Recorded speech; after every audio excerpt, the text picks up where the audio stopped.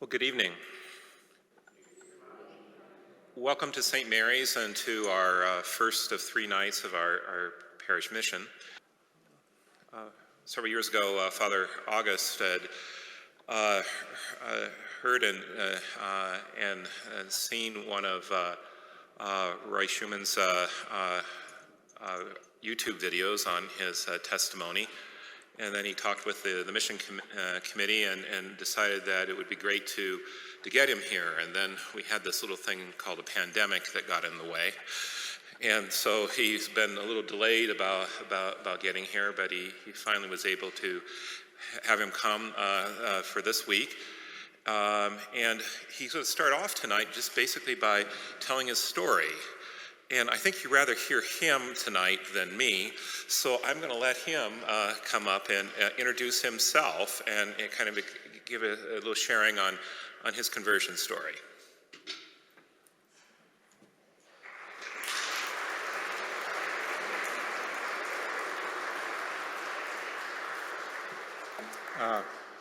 Thank you, and thank you all for coming. It's, by the way, I mean, I don't know how to put it, but I'm very flattered by or gratified by the turnout too. And it is a great honor and privilege to be invited to give this mission, and it's frankly a great pleasure and privilege to be able to give my witness testimony. I'm getting ahead of myself, but among other reasons, because when I recount it, a little of the grace of it flows back to me. So anyway, okay, what am I doing here? I am, as I mentioned, a Jew in the Catholic Church. The normal terminology for that would be that I am a Jewish convert. I'm a very, very, I hope, enthusiastic Catholic, and most of my mission is actually trying to convey to Catholics the infinite gift that they have in the Catholic Church as seen by somebody who came in from the outside. So I'm not, the last thing I want to do is suggest that I'm not Catholic, but at the same time, the way I look at it is if I grew up Jewish and didn't recognize the Jewish Messiah, and then halfway through my life found out that Jesus was the Jewish Messiah and became an enthusiastic follower of the Jewish Messiah and a participant in the church that he left behind, why should that make me stop being Jewish? If I was a Jew until I became a follower of the Jewish Messiah, when I became a follower of the Jewish Messiah, that should make me more Jewish than ever rather than not Jewish. So anyway, I'm not going to talk about that tonight. That's probably going to be the theme of tomorrow night's talk. But it is very apparent to me, and I will defend that more tomorrow night, that if the Catholic Church is true, if the Catholic faith is true, and of course it is, it's the continuation of Judaism after the coming of the Jewish Messiah. And Judaism and the Catholic faith are not two distinct, separated religions. They are two halves of the same plan for the salvation of mankind. A plan that began in the Garden of Eden. I'll start here, I guess, because I'm starting here. But anyway, when God created man in the Garden of Eden, he created him to live in a state of continual intimacy and bliss in the presence of God for all eternity, right? When he created Adam and Eve, there was to be no death, there was to be no suffering, there was even to be no work, no pain, and so forth. When man chose to sin, that initial exalted relationship between God and man was shattered. But at that very moment, God knew that at some point in the future, he would not only restore man to that initial exalted state, but actually elevate him to an infinitely higher state through the incarnation of the second person of the Most Holy Trinity as a man at a future point in time.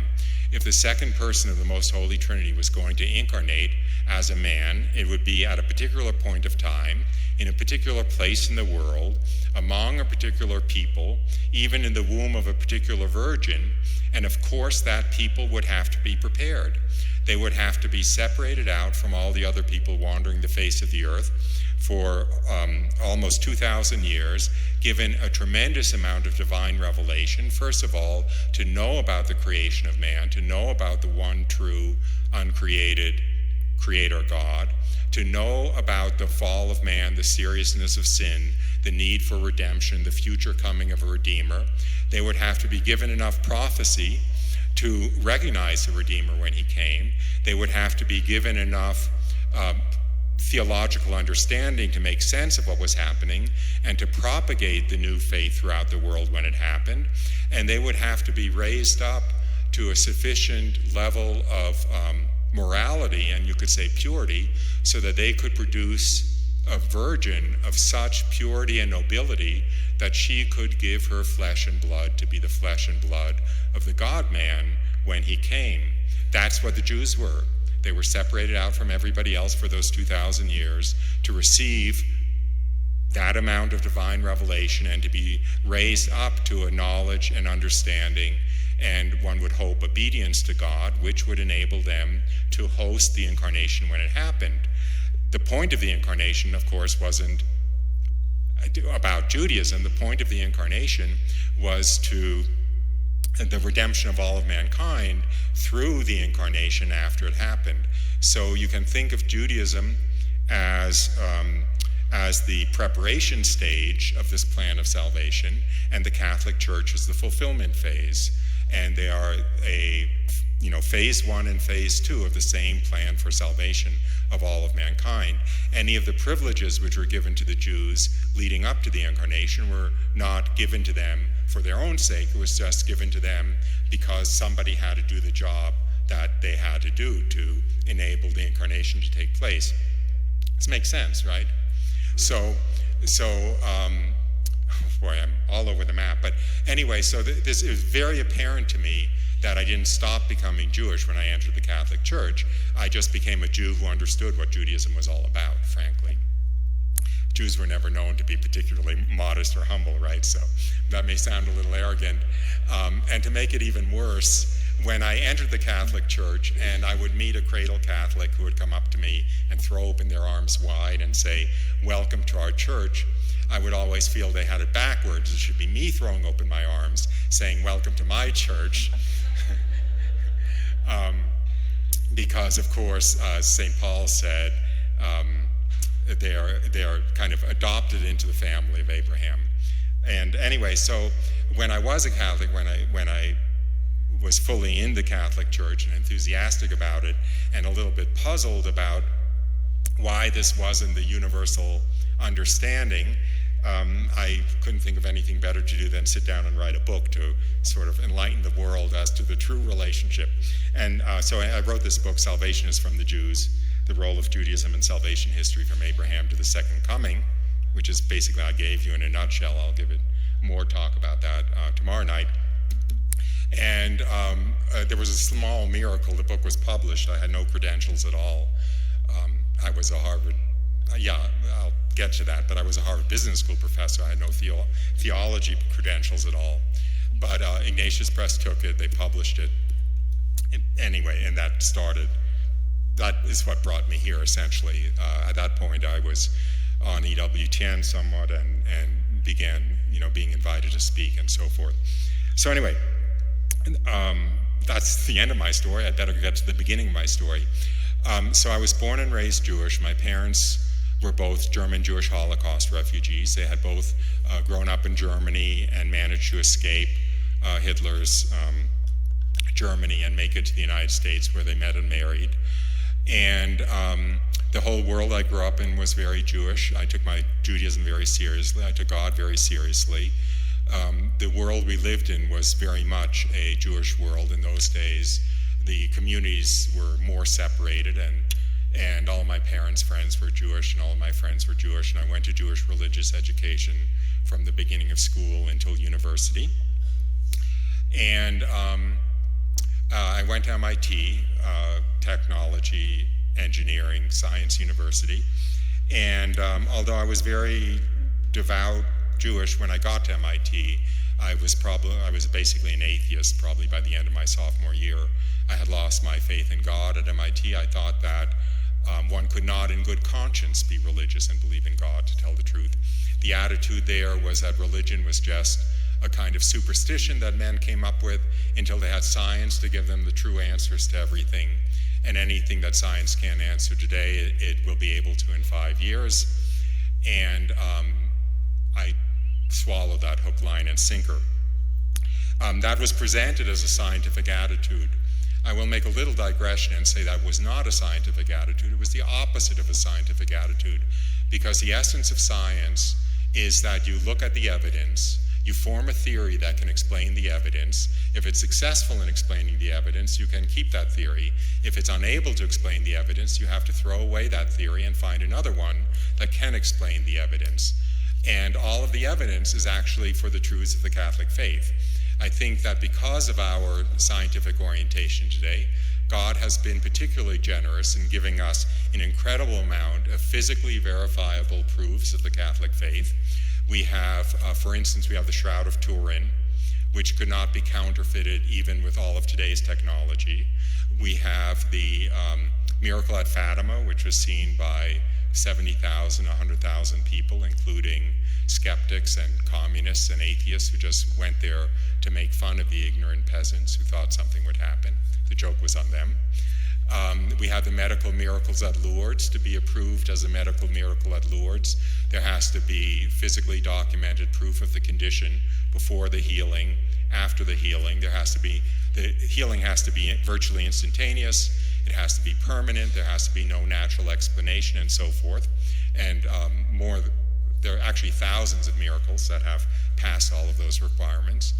And perhaps the most specific, and as a Catholic, the most moving miracle that God has given us is the Eucharistic miracles.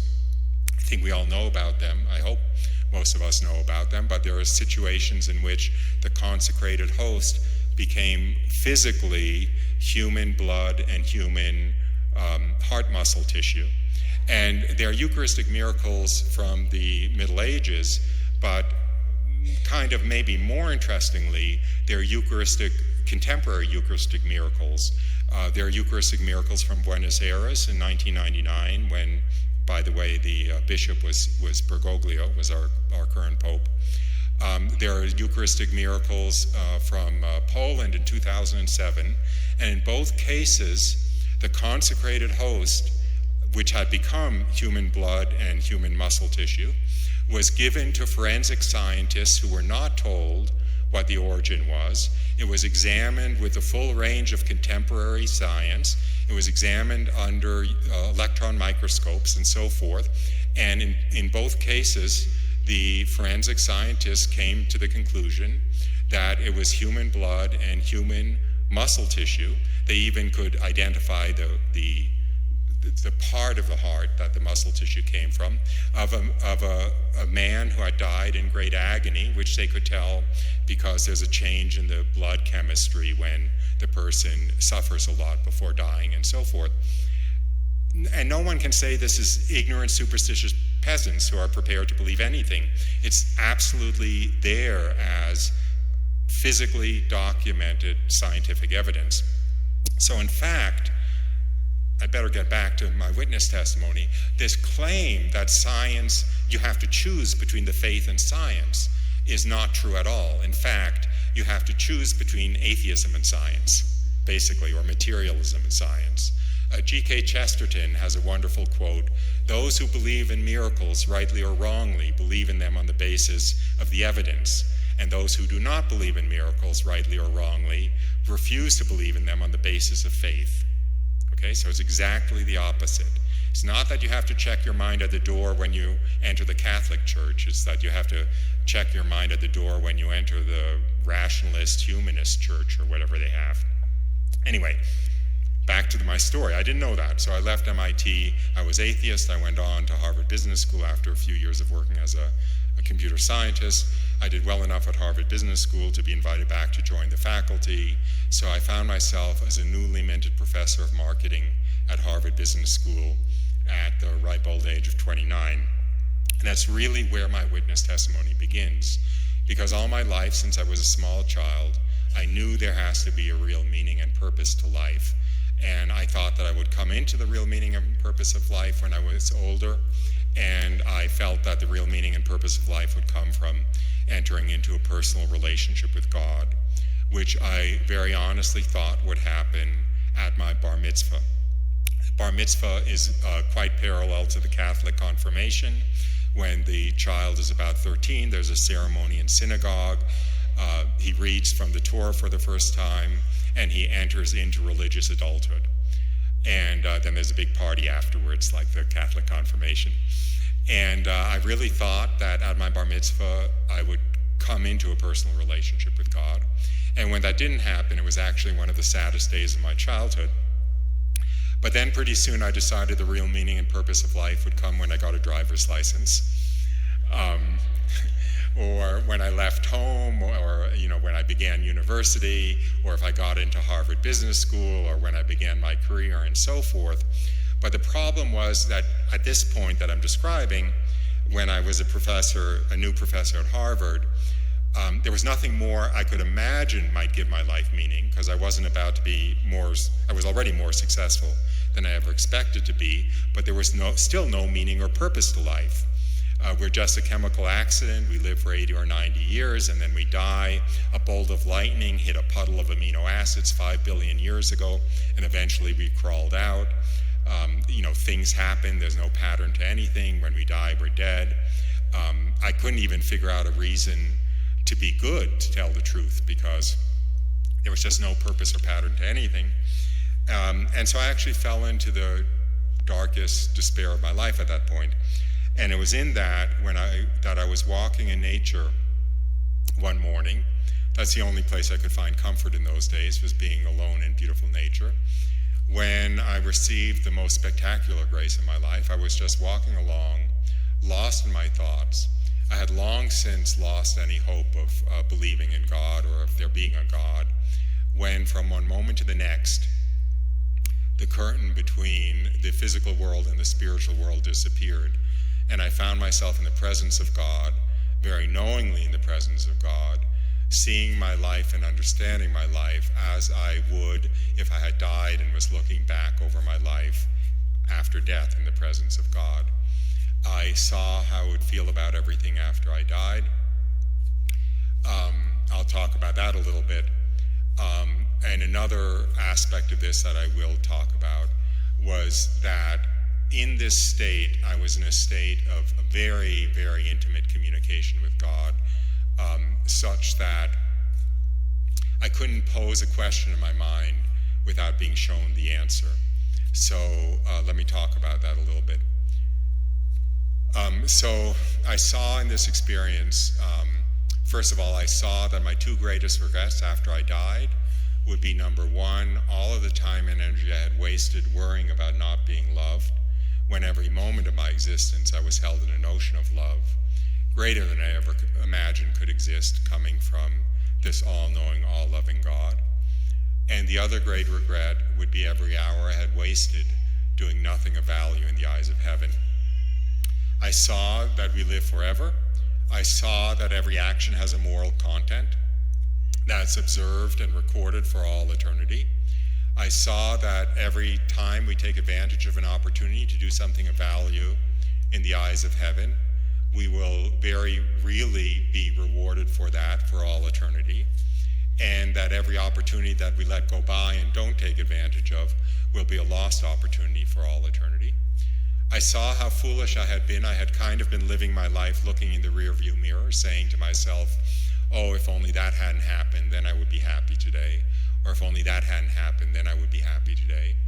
When in fact, absolutely everything that had ever happened to me had been the most perfect thing that could have been arranged, coming from the hands of this all-knowing, all-loving God. Not only including those things that had caused the most suffering at the time, but especially those things that had caused the most suffering at the time that I had thought of as the greatest disasters. I obviously saw that the meaning and purpose of my life was to worship and serve my Lord and God and Master, who was revealing himself to me. What I didn't know was what his name was and what religion this was. I couldn't think of this as Judaism, and I couldn't think of him as the God of the Old Testament. Now I, of course, realize it was the same God, but in all fairness, the picture of God that emerges from the Old Testament is a picture of a God far more distant and severe and judgmental and actually even vengeful than this God was. The picture that I had of the God of the Old Testament is the picture that you find, for instance, in the book of Exodus, when God calls Moses up to the top of Mount Sinai to receive the Ten Commandments. He tells him, build a fence around the base of the mountain, lest anyone should approach the base of the mountain while I'm appearing on top, because if anyone should even touch the base of the mountain while I'm on top, they have to be instantly killed because of the sacrilege. That was my picture of the God of the Old Testament, that was anything but this God. And I will say, I'll get back to that, I know I'm jumping around. The most profoundly affecting part of this experience, by far, was coming into the full awareness and experience that God himself, the God who not only created everything that exists, but created existence itself, not only knew me by name, not only had arranged everything that happened to me to be the most perfect thing, but had been watching over me, caring about me, caring about how I felt at every moment of my existence, as though I were the only creature I had ever created, and as though in a very real sense, everything that made me happy made him happy, and everything that made me sad made him sad. And yet this was really God. This was the God who was not only created everything, but absolutely sovereign over everything. That in itself was by far the most profound part of this experience. But anyway, so I saw that the meaning and purpose of my life was to worship and serve my Lord and God and Master, who was revealing himself to me. What I didn't know was what his name was and what religion to follow. So I prayed as I was actually literally walking along still at the time. I will say this, it's gonna sound very strange, but what happened was that I could still see the physical world, but the physical world had become almost completely transparent, and through the physical world I could see the spiritual world. And what surprised me wasn't that I could see the spiritual world. The only thing that surprised me at the time was that I could ever have been blind to it, because it was so much realer and more concrete and more substantial than the physical world that I could not comprehend how I could ever have not seen it, and I could not imagine that I would ever again not be able to see it. So it's as though the physical world, the picture that I had, this sometimes happens if you go to the theater or if you go to the ballet, the house lights before the show starts, the house lights will be on, there'll be a curtain in front of the stage, there'll be floodlights shining on the front of the curtain. You know, all you'll see is the curtain, and then the house lights will go down when the show's about to start. They'll turn off the floods on the front of the curtain, and they'll turn on the stage lights behind the curtain, and all of a sudden the curtain becomes transparent, and you can see through it to the actors on the stage or to the dancers on the stage. And it was like that. It was like I could still see the physical world, but it was essentially transparent. Anyway, so I was walking along, and I prayed on the spot, let me know your name so I know what religion to follow to worship and serve you properly. I don't mind if you're Buddha and I have to become Buddhist. I don't mind if you're Krishna and I have to become Hindu. I don't mind if you're Apollo and I have to become a Roman pagan, as long as you're not Christ and I have to become Christian. And I very literally prayed this. I don't know if there are any Jews in the pews or Jewish converts, but if they are, they might understand where I was coming from. And I apologize for it, but you know, I grew up, my parents escaped the Holocaust. You know, there was a strong sense of being threatened by the Christian world and by Christianity. I now know that was inappropriate, but I didn't know better at the time. So anyway, I literally prayed that. He respected that prayer. And I'll go further and I'll say that I wonder what my response would have been if I had known it was Christ, by the way. It would have been much harder for me to embrace him. But in any case, he respected that prayer. He didn't tell me who he was. I went back home happier than I had ever been in my life. I knew there was never any reason to be anxious about anything. I knew that instead of life having no meaning, every hour had this tremendous depth of meaning because it has the potential to do something of value in the eyes of heaven. And I will admit, I was a Harvard Business School marketing professor at the time. I was entirely selfish at the time. I didn't know any better.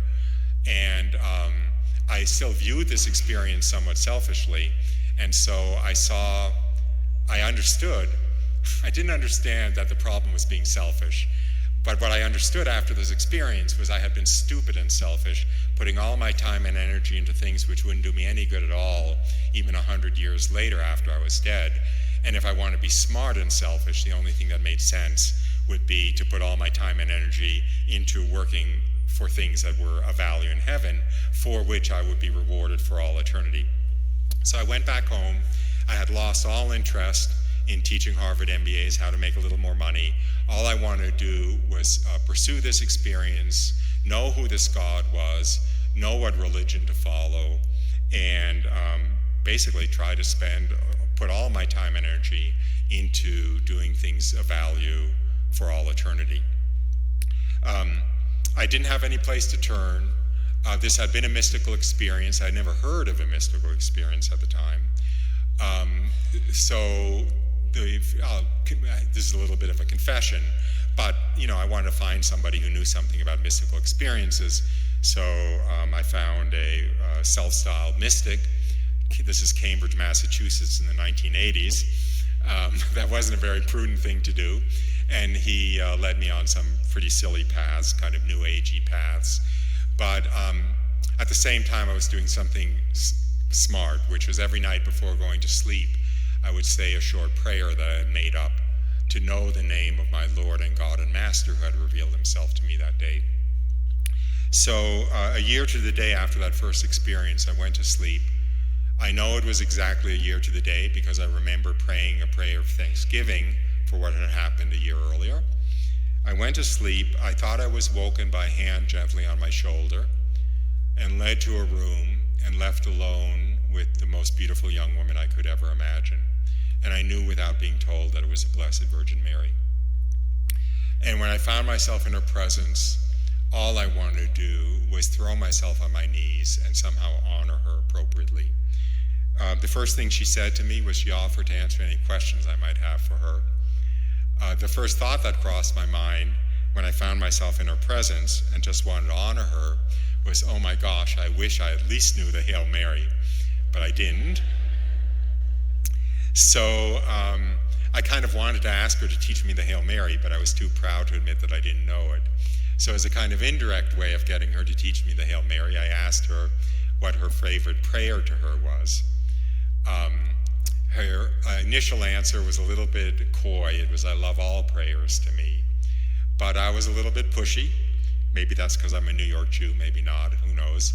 But I said, but you must love some prayers to you more than others. And she relented and she recited a prayer to me. But it was in Portuguese and I didn't know any Portuguese. So all I could do was make the effort to remember the first few words phonetically. And the next morning when I woke up, I immediately wrote them down phonetically. And then much later, when I met a Portuguese Catholic woman, I asked her to recite the Marian prayers in Portuguese so that I could identify the prayer. And to the best of my ability, I identified it as, O Mary, conceived without sin, pray for us who have recourse to thee. Let me go back to the initial experience, though. So first of all, I will say that I thought I was awake. My memory represents it as though I was awake. I remember the interaction, not only word for word, but I actually remember my thoughts at the time, thinking, oh, what, about different questions to ask, or what about that? No, that's silly. what about this? Okay, that's okay, I'll ask her that, and so forth. But now I understand that my body was asleep in bed throughout the experience. I didn't know that at the time, but if there had been a camera in the room, it would have shown me asleep in bed. Another thing I want to mention was that as perfectly beautiful as she was to look at, even more powerfully affecting was the beauty of her voice. And the only way I can describe her voice is to say that her voice was made up out of that which makes music music. And when she spoke, this incredibly beautiful voice just flowed straight through me, carrying with it her love and lifting me up into a state of ecstasy greater than I ever imagined could exist, which I now think is very closely related to the bliss of heaven.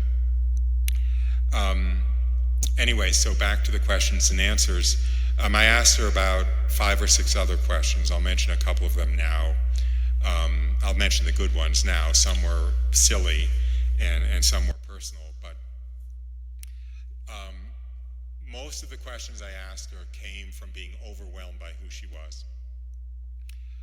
Because when I was in her presence, I was overawed by, and I don't know the word, her grandeur, her exaltedness. I actually saw in this experience, it dawned on me gradually in this experience, but by the end of the experience, I actually could see how she is a conduit between divinity and humanity, and how all of the graces that flow from divinity into humanity flow through the Blessed Virgin Mary. And so most of my questions just came from being overwhelmed by being in her presence and wanting to honor her and wanting to understand a little bit who she was. So at one point I stammered out, and it was more of an exclamation than a question.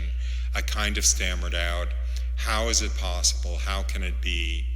How is it possible that you're so exalted, that you're so magnificent, that you're so glorious? How can it be?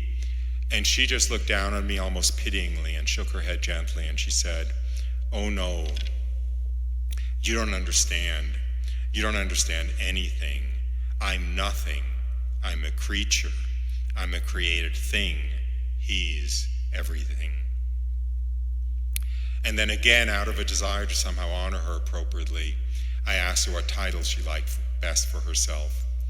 And her response was, "I am the beloved daughter of the Father, mother of the Son, and spouse of the Spirit."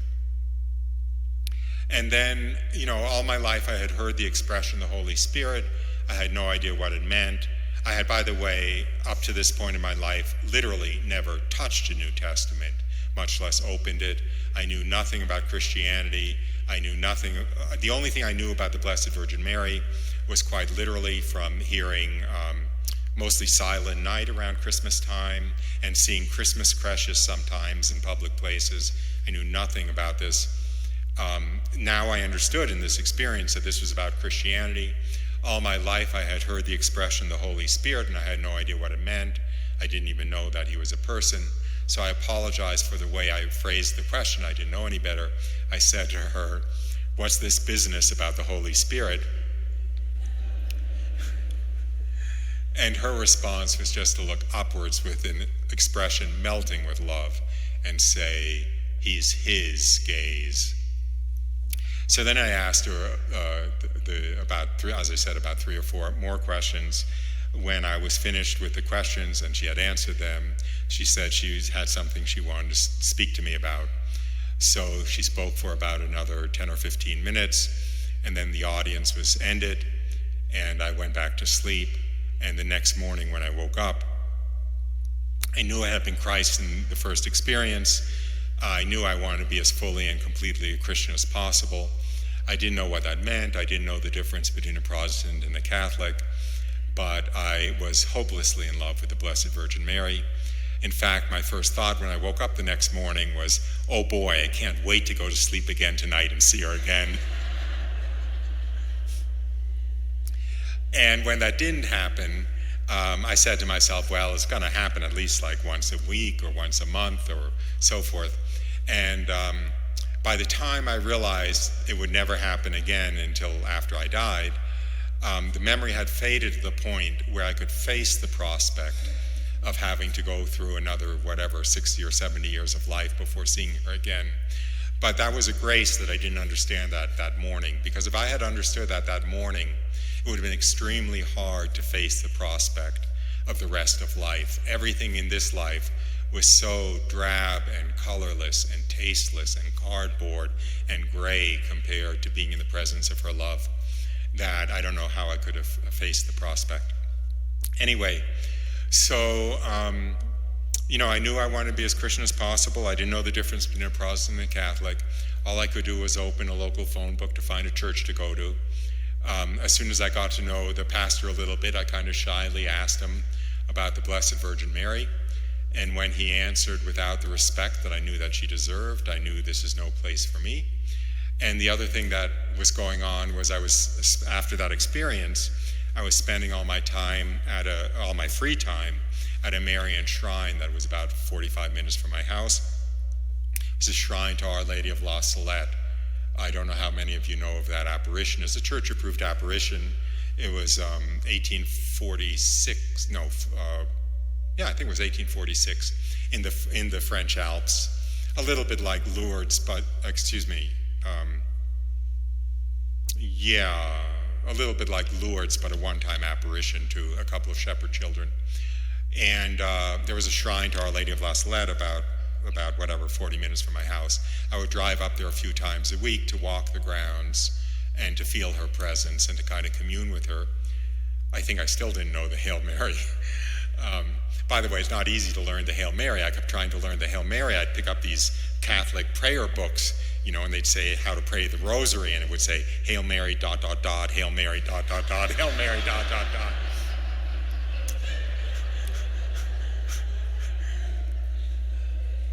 It took me a while to learn it.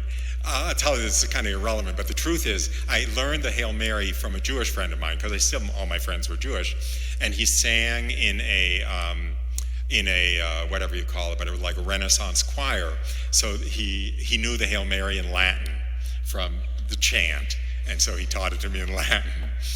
Anyway, so I'd walk the grounds there, and sometimes there would be a Mass going on, and whenever I was around a Mass going on, I was filled with a tremendous desire to receive the Eucharist, even though I didn't know what it was. So those are the two things really that drew me pretty directly into the Catholic Church, was knowing who the Blessed Virgin Mary is and wanting to receive communion daily, if at all possible. So that's really it. And I will say two things now. I'll ramble on a little bit, but first of all, maybe I'll tell one story. You'll see what that is. That kind of zeroed me in on the Catholic Church, and then I will take time for questions and so forth. And as I said, I'll be downstairs to take more questions, and even worse, I'll be back here for the next 2 nights. So if you don't get enough by 8 o'clock, you'll have more chances. Tonight was mostly my witness testimony. Tomorrow night is probably going to be mostly the role of Judaism in salvation history, it maybe be that, and it maybe be the infinite gift of the Catholic Church as seen through the eyes of other Jewish converts. But anyway, that'll be the theme for the next 2 nights. So here I was. I knew I wanted to be Catholic. No, I didn't even know I wanted to be Catholic. I had a huge chip on my shoulder. The chip on the shoulder that I had about Christianity was like zeroed in with a laser focus against the Catholic Church, by the way.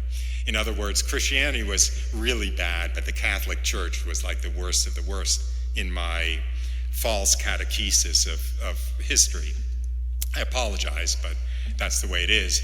And there's a lot of that out there, even in Protestant circles, about the Inquisition and so forth. So anyway, so I'm kind of torn because on the one hand there's the Blessed Virgin Mary, and on the other hand there's the Catholic Church. So anyway, so the following winter I went to the real La Salette in the French Alps. I was there on a ski trip, And I decided to take a couple of days off of skiing. I had a rental car, so I drove to the Rio La Salette. And when I was there, I sat at tables with other pilgrims, and a French woman told me about the Carthusians, and she told me she thought it would be a good idea if I checked out the Carthusians. I don't know if any of you know the Carthusians. They're the strictest contemplative order in the church. They live in strict silence. They live essentially in solitary confinement. They don't speak. They do whatever work they have in their cells. They eat once a day. They never sleep through the night. They never sleep more than about 3 hours.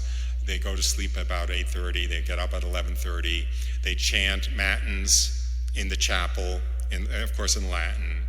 They go back to sleep for about 3 hours. They go back to sleep for about 3 hours. They get up for lauds and mass, and then they have their solitary life in their cell.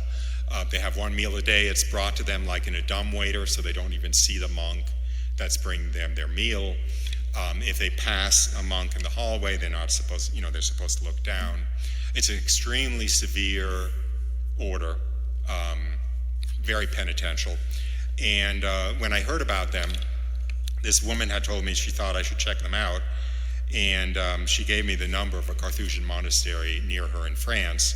And when I heard about them, here I was, I had had these mystical experiences, and I wanted to find out more about them, and I couldn't find anyone to talk to.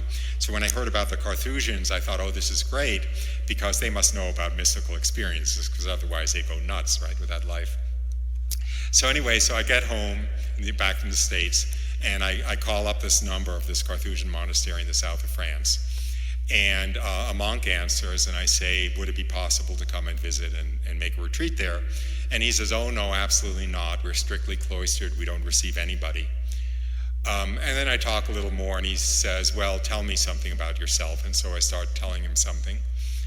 And I could hear in his voice his resolve was softening. So I said, should I send you a letter? And he said, excellent idea, write me a letter. So I wrote him a letter, and he immediately wrote back, you're welcome anytime. What I didn't know was the one exception to the Carthusians never receiving anybody is if they think it's a possible vocation. So anyway, I get on a plane, I fly there, I knock on the door of this Carthusian monastery. I'm still really anti-Catholic, still really chauvinistically Jewish. They let me in, and I spent some time in this Carthusian monastery. And 4 things happened there which turned me around and meant that by the end of my stay, I wanted to enter the Catholic Church. So I'll just go through what happened. First of all, the prior would come to my cell once a day after the meal to ask if I had any questions. And so, I'm still Jewish, right? I still have all these ideas about the Catholic Church. I think he's going to try to give me this hard sell about why I should become Catholic. So every day, before he comes, I steel myself for the sales pitch. He knocks on the door, I let him in, he asks me if I have any questions. He doesn't push anything. He goes away, so I say to myself, well, tomorrow is the day he's going to give me the sales pitch. So then he comes the next day, I'm steeled for it. And again, just, do you have any questions? He goes away. Well, after 3 or 4 days, I can't stand this suspense anymore. So as soon as he knocks and I open the door, I kind of blurt out, aren't you going to tell me why I should become Catholic? And his response is he just says, oh no, not at all. All I ask of you is that you keep your eyes open and be honest with yourself about what you see. And this completely blew me away because, first of all, it contradicted everything I had heard about the heavy-handedness of the Catholic Church.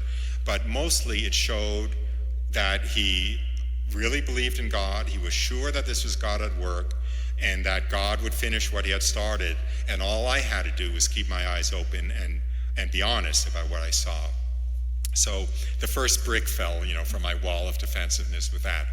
And then I started attending the night office with the monks, okay? So I'm waking up every night at 11:30 at night. I'm going into the chapel where the monks are chanting. These beautiful, wooden stalls. The monastery was from the 16th century.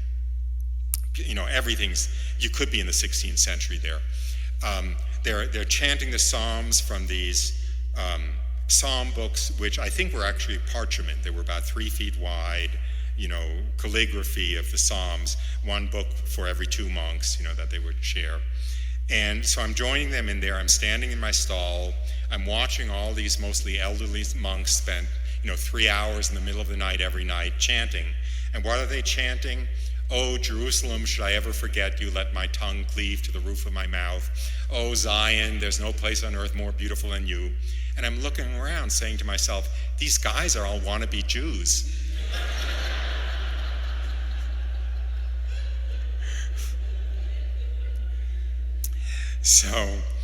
So then the next thing that happened was I had a job there. It was to scythe the grass in the orchard, literally scythe with a scythe, with a handle, wood and the blade and a stone to sharpen the blade. Everything was like from the Middle Ages. But anyway, so I'm scything the wood in the orchard one day, and this elderly monk shuffles out to me. Because since they're never allowed to talk, they sometimes took advantage of opportunities to cheat a little bit. So he shuffles out to me and he says, "Do you mind if I ask you a question?" And I said, "No, not at all." And he said, "Well then, if you don't mind my asking, you're not Catholic, are you? Because we noticed you weren't receiving communion." And I said, "No, that's right, I'm not Catholic." And he says, "Well then, if you don't mind me asking, we were all wondering, what are you then?" And I stand up proudly and I say, "I'm Jewish." And he says, "Oh, that's a relief. We were all afraid you were Protestant."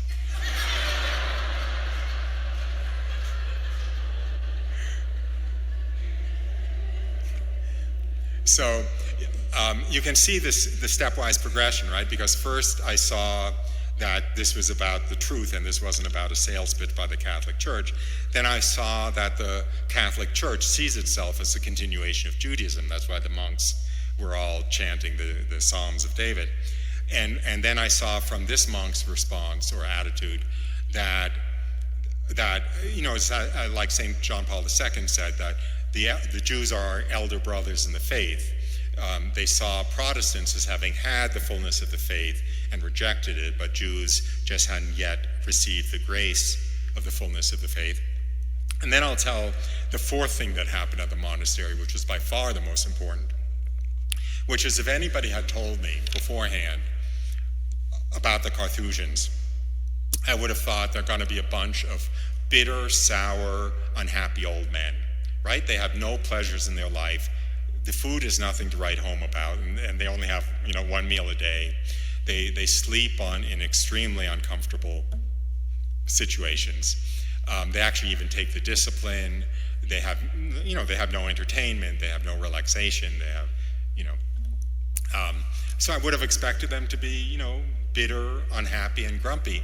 And instead, they were like kindergartners on the verge of giggles, sharing a secret among them, And I understood that what filled their lives with a kind of feminine beauty and love and gentleness was the presence of the Blessed Virgin Mary.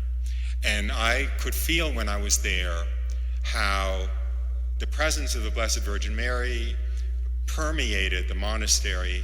And in fact, I could feel how it was as though the Blessed Virgin Mary is the animating spirit of the Catholic Church, and the Catholic Church is the institutional shell around the Blessed Virgin Mary.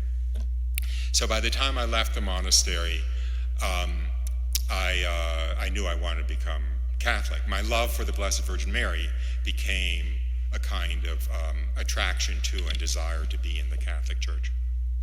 So that's basically it. I mean, I have lots more stories, but I think I should open up for questions now. Sometimes the questions will, lead to me rambling a little bit in another direction. But anyway, the questions can be on anything. I guess there's really not much right now except my witness testimony, but it can be on what I started on the theology also. And I'll just do the best that I can. So, and by the way, you don't have, in other words, you can ask anything. In the very worst case, I can give an evasive answer or not answer, but don't be shy about asking something because you think it's personal or something like that. So anyway, should I just look at hands? Or okay, so anyone have a question? No, I'll wait with you. You there in the middle there. Okay, how do I get to France? The apparition of Our Lady of La Salette, the real one, was in France. So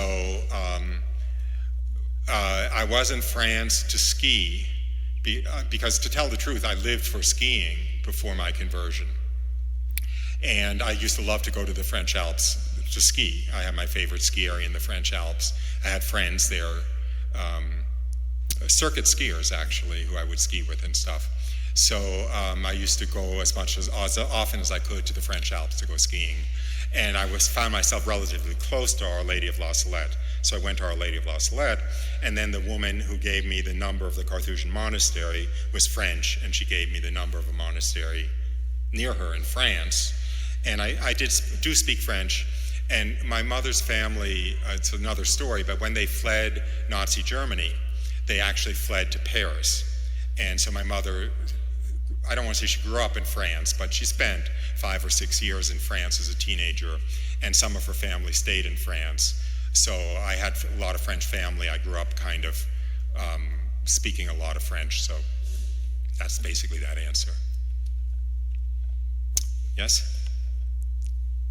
Is your understanding of Jewish scripture enlightened from your conversion to Catholicism? Is my understanding? Oh, it's more than that. Judaism makes sense for the first time in my life. Judaism, within the context of a Jew, excuse me, I don't want to offend anybody, but it doesn't make sense. The Judaism I grew up with does not, period, make sense. And Judaism cannot make sense, I will argue.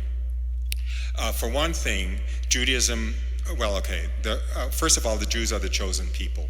You talk to any Jew, they know they're the chosen people. But chosen for what? What's that mean?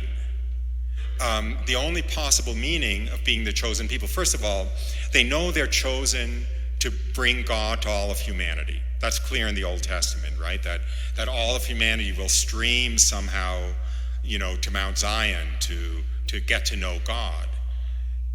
Yeah, well, how's that going to happen? What's that mean? So in contemporary Judaism, that's been translated to mean, gosh, I hate to say this, but we are here to save humanity by introducing humanity to communism or to Freudian psychology. In other words, there's this impulse to save mankind, but unless that's through the coming of God as man, it's got no outlet. And so it goes into all of these wrong outlets. That's one thing. Another thing is that Judaism, serious Judaism, is all about the coming of the Messiah. There's no question about that, even though contemporary Jews downplay that a lot, unless they're very religious Jews. And they downplay it because it's a dead end, basically. There's nothing, it's hard to figure out what to do with it, since the time that the Messiah could come has come and gone. Because it's pretty clear from Old Testament Judaism that the temple has to be there when the Messiah comes. The Messiah is going to be from the line of David. The genealogies ceased existing when the temple was destroyed. The whole story in the Old Testament is that the Messiah will come when the temple is still there.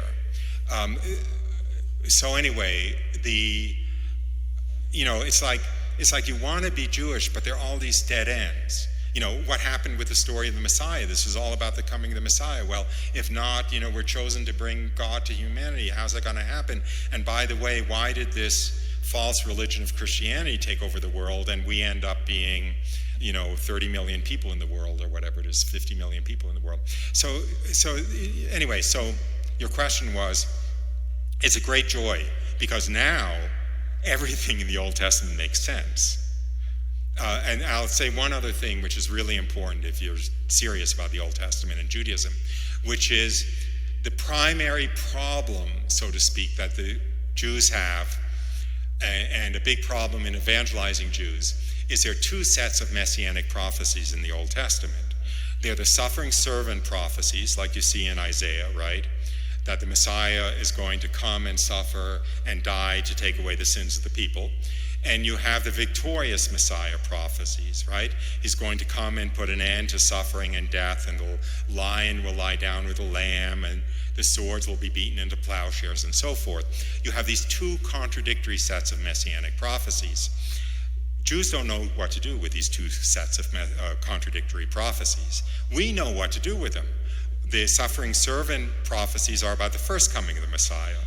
The victorious putting an end to suffering and death is about the second coming of the Messiah, right?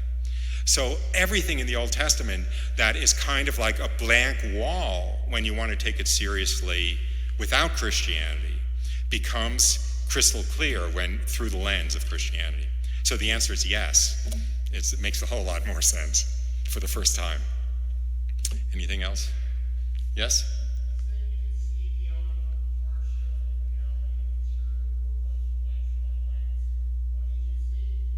I didn't say like an electron microscope.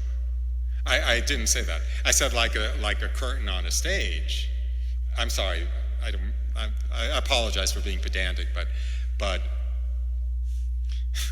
I don't know how to put this, but I'm always afraid that God might be listening, so I like to be really precise. As a matter of fact, I'll go further. Let's face it, I'm always certain that God is listening, so He is listening, so I don't want to get in any trouble. What could I see? Okay. I'm not going to go into a lot of detail, but I could see the angelic hierarchy. I could see the angelic hierarchy disappearing into the Godhead. And I could see, mostly probably, I could see how the spiritual world was the cause of everything in the material world. And so it's sort of like the material world was the tip of the iceberg above the surface of the ocean, and the whole engine bringing it about was coming from the spiritual world. And I could see how all of nature was interwoven coming from the spiritual world. So I could see how the interaction between the plants and the insects and the animals, because I was walking in nature, all of that interaction which takes place in the material world was flowing out of a kind of interwovenness in the spiritual world. So anyway, it was really neat, but I never, it really did disappear, and I never saw it again. In the burgundy sweater or shirt or whatever.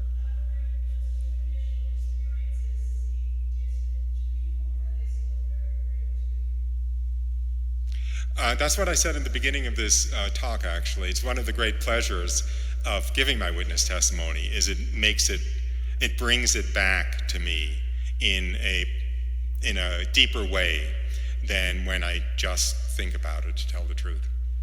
So anyway, no, they're very real to me, but they become even more present when I tell my witness testimony. Yeah? Let me do the arithmetic. I was 35 or 36. I've never been married? I got married 10 years ago, so I was a lot more than 36 at the time. I was unmarried at the time. I had never been married at the time. And I had never understood the point of getting married, to tell the truth. I was such a hedonist materialist, it made no sense to me.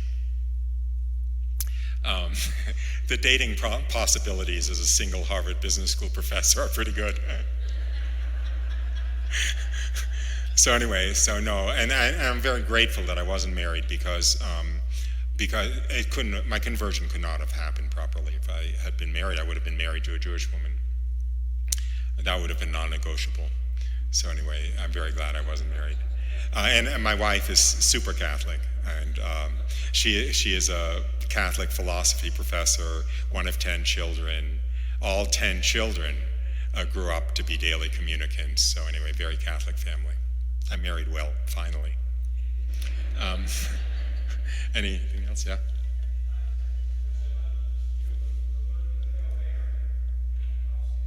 Okay.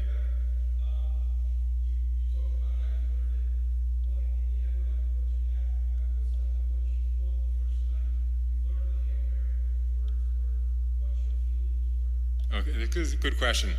Why didn't I approach a Catholic to ask them to teach me the Hail Mary was maybe because I didn't know any Catholics, really. I did actually, but I didn't have any real friends who were Catholics. I don't know. It's not a bad question, but I didn't, is all I can say.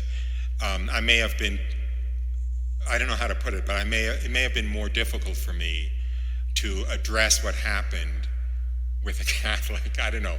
I don't know what sense that made. And when I learned the words of the Hail Mary, I didn't. In all honesty, I can't say that I was profoundly affected by the words of the Hail Mary. I got to admit that. I hate to say it, but compared to being in her presence, it's not like it brought her back into my presence. It was a prayer, but it didn't. It wasn't like her presence. So I don't remember my reaction, but it wasn't like it was an earth-shattering experience to me. Yes? Thank you, first of all, for being here. This is just so much better than what I even imagined. But what was the response to your Jewish family and friends, and did any of that ever give you pause? Okay.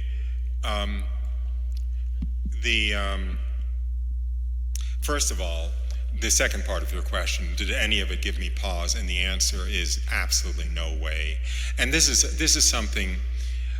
is why I like doing what I'm doing, because, man, you Catholics don't know what you have. I mean, really, growing up Jewish and then being atheist, I would have given my right arm to just know what you know from the Penny Catechism. Growing up, who's God? What's God want from us? What happens after you die? What's the purpose of anything? So forth and so on. They're all there in black and white, right? And you learn it in second grade or something. And that's just the understanding of the meaning of life that you have as Catholics. Even if you are in a state of mortal sin, by the way, I mean, you still know the principles and actually probably even believe the principles and just figure you'll clean things up in the last act. I don't know. But no, and then to know that I live forever and to know that God knows my name, it never occurred to me before that experience that God could possibly know who Roy Schoeman was. And then I find out that he not only knows me by name, but he knows everything that ever happened to me since I was conceived, cared about everything that ever happened to me since I was conceived, and is arranging everything that happens to me until I die. And I'm supposed to be upset because my father disinherits me, or I lose my faculty position at Harvard or something. It's just ridiculous. Also, by the way, I'm going to live forever. So, and this is something that's I think people really have to get down, is we are not going to spend more than 110 years on Earth. And we are not going to spend less than 100 billion million years after death, right? So, it's not like you're weighing, that's not what the balance is like, right? So, the concept is inconceivable to me, to have cared about what happened because of people's responses. Having said that, yes, I lost all my Jewish friends. I lost my faculty support at Harvard Business School because all my mentors were the Jewish faculty members. And I lost my parents for a while, but they came back. And I will tell this story, and this is going to be the end, I think. Or maybe I'll take, just to be fair, one more question or something afterwards. But here's the story with my parents. I live in Naples, Florida. My parents, when I converted, my parents were very upset. My father said, my son is dead, I have no son, I never want to hear his name again, and so forth. They were very upset, there was no contact. After about 6 months, my father shyly got back in contact with me a little bit. but he would go off the deep end if anything reminded him of my conversion. As a matter of fact, he came to my house at one point a few years after, communication was reestablished. Comes into my house. Of course, I have a huge Shroud of Turin photo over the fireplace. I have, statues of the Blessed Virgin Mary, of St. Joseph, and everything all around the place. He walks into the house. He, starts sputtering with fury. And I say to him, "What's the matter? They're all Jews."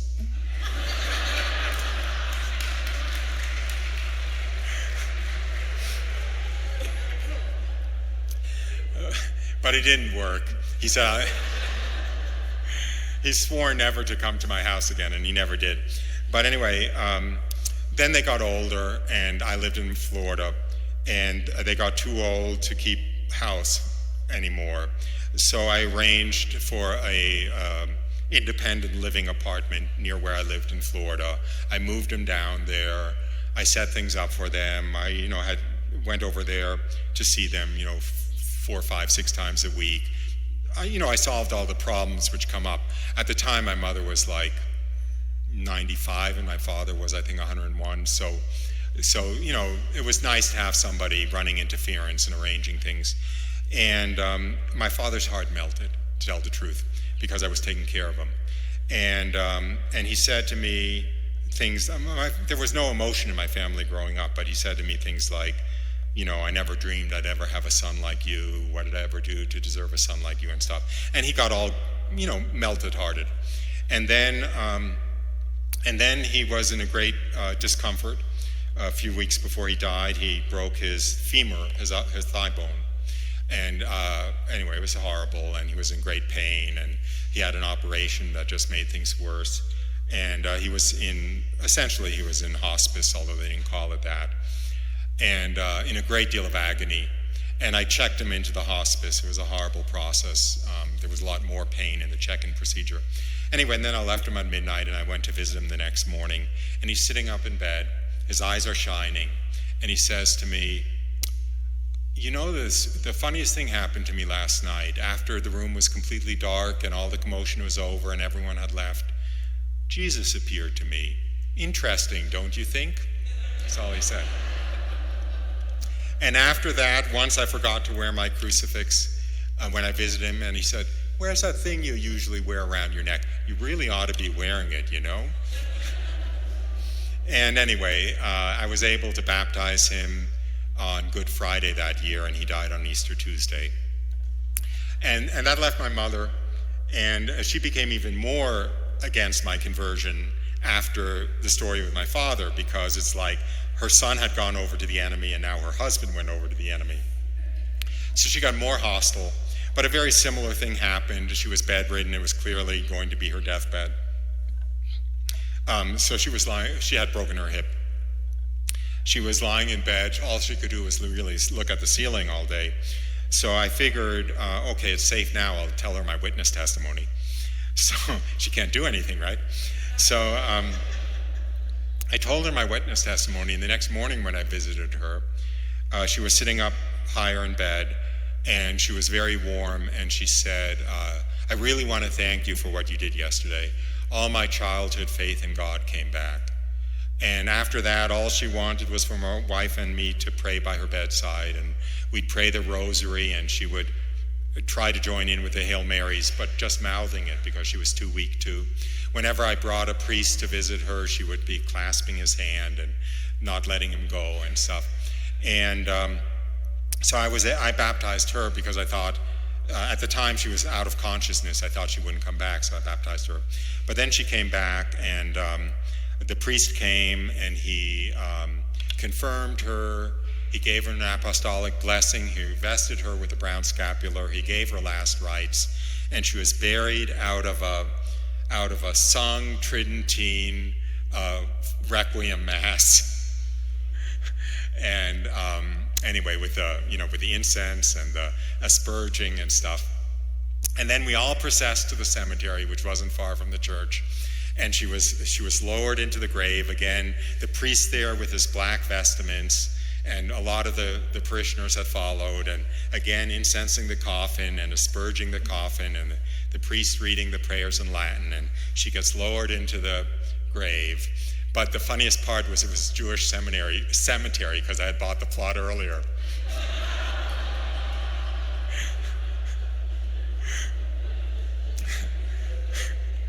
So anyway, so it had a very happy ending. So I'm just going to take Carrie's question because okay, it was the same question. So anyway, thank you very much. I am finishing more or less on time, and I'll just go downstairs. No,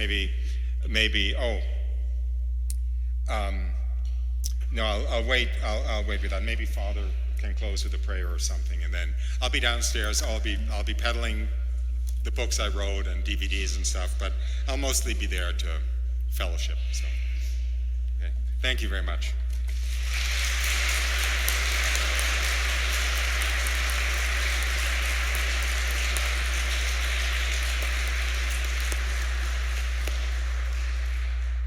Roy, on behalf of everyone here tonight, thank you very much for all you shared with us.